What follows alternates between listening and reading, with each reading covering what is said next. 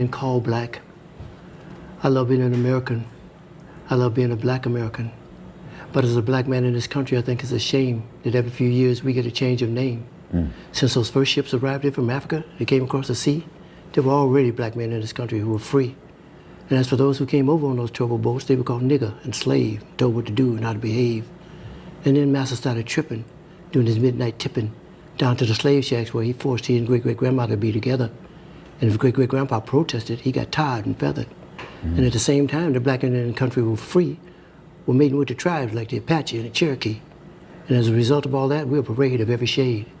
And at this late day and age, you can be sure there ain't too many of us in this country whose bloodline is pure. But according to a geographical genealogy study published in Time magazine, the black African people were the first on the scene. So for what it's worth, the black African people were the first on earth. And through migration, our characteristics started to change and rearrange to adapt to whatever climate we migrated to. And that's how I became me and you became you.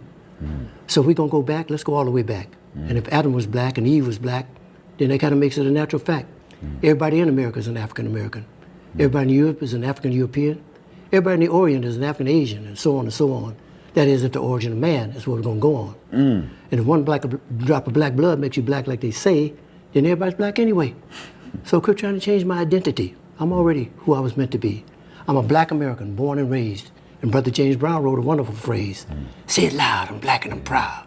Say it loud, I'm black and I'm proud. Because I'm proud to be black.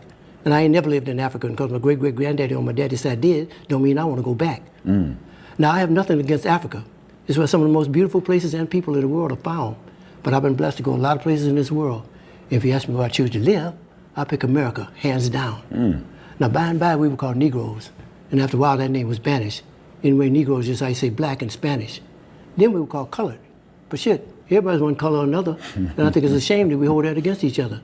And it seems like we reverted back to a time when being called black was an insult. Even if it was another black man who said it, a fight would result, because we've been so brainwashed that black was wrong, till even the yellow niggas and the black niggas couldn't get along.